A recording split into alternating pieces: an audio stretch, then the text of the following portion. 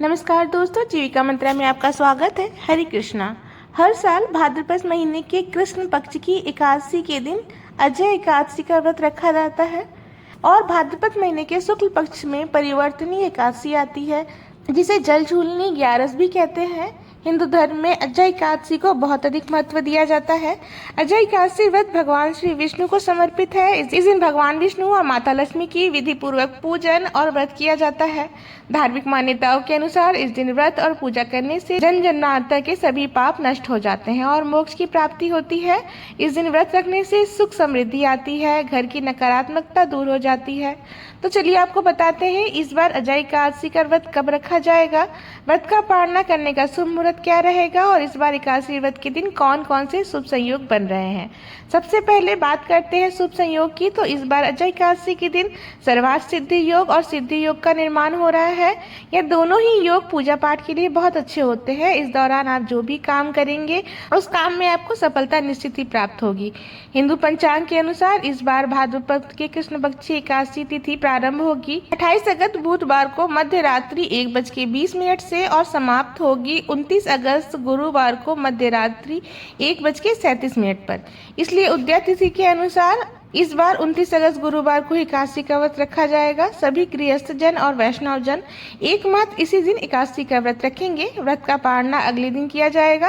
अब पहले जान लेते हैं गुरुवार के दिन के मुहूर्तों के बारे में। तो 29 अगस्त गुरुवार को सूर्योदय होगा सुबह 6:12 पर और सूर्यास्त होगा शाम 6:43 पर। ब्रह्म मुहूर्त सुबह 4:35 से 5:32 तक रहेगा। अमृत काल सुबह 6:20 से 7:59 तक रहेगा। इस दिन सिद्धि योग का समय 6:15 तक रहेगा। अभिजीत मुहूर्त दोपहर 12:02 से 12:52 तक रहेगा, जो कि शुभ मुहूर्त माना जाता है। और राहु काल, जो कि अशुभ मुहूर्त में गिना जाता है, दोपहर 1:30 से 3 बजे तक रहेगा। द्वादशी तिथि प्रारंभ होगी 29 अगस्त गुरुवार को मध्य रात्रि 1:38 से और 30 अगस्त शुक्रवार को मध्य रात्रि 2:25 पर द्वादशी तिथि समाप्त हो जाएगी।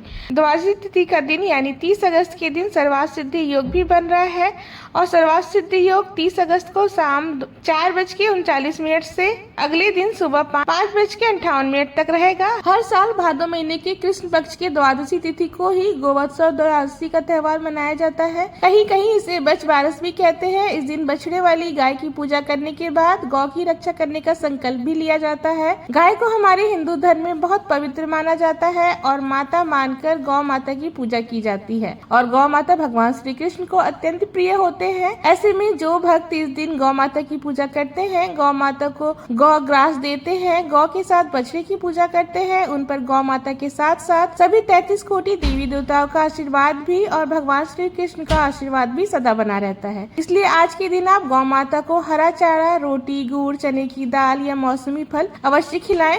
गौ माता की पूजा करें और गौ माता की परिक्रमा भी करें। 30 अगस्त शुक्रवार को सूर्योदय होगा सुबह 6:12 से और सूर्यास्त होगा शाम 6:42 पर।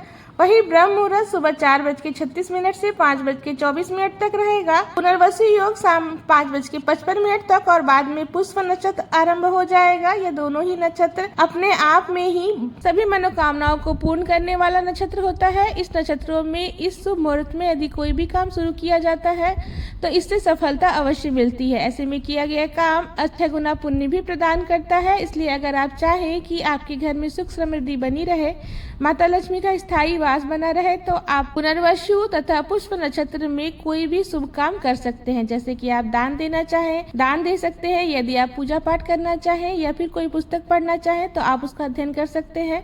धार्मिक पुस्तकों का दान कर सकते हैं। कोई भी पुण्य फलदायी काम आप इस शुभ नक्षत्र में कर सकते हैं। राहु काल सुबह 10:30 से 12 बजे तक रहेगा। हरिवासन का समय 30 अगस्त शुक्रवार को सुबह 7 बजे तक ही समाप्त होगा। इसलिए 7 बजे के पहले व्रत का पारण नहीं किया जाएगा। हरिवासन के समय आप सुबह पूजा कर सकते हैं, भगवान के लिए भोग तैयार कर सकते हैं। व्रत का पारण आप शुक्रवार को सुबह 7 बजे के बाद 10:20 तक के बीच कर सकते हैं। कुछ कैलेंडर के अनुसार व्रत पारना का मुहूर्त इस बार सुबह 7 बजे से लेकर 8:29 तक भी है, तो आप अपनी सुविधा अनुसार व्रत का पारना कर सकते हैं। स्वयं व्रत का पारना करने से पहले भगवान विष्णु को तुलसी पत्र, पंचामृत, मौसमी फल, सात्विक भोजन और चावल का भोग लगाएं। उसी को प्रसाद के रूप में ग्रहण करके व्रत खोलना चाहिए। एकादशी के दिन तामसिक भोजन का सेवन, अन्न या फिर चावल या चावल से बनी वस्तुओं का सेवन करने से बचना चाहिए। यदि आज की वीडियो इस बारे में अधिक जानकारी के लिए या कथा सुनने के लिए आप हमारे चैनल पे एकादशी की कथा भी अवश्य सुने। साथ ही साथ आप अगर हमारे चैनल पे नए हैं तो चैनल को सब्सक्राइब करके जाएं। वीडियो पसंद आई हो तो वीडियो को लाइक, कमेंट और शेयर अवश्य करें। धन्यवाद।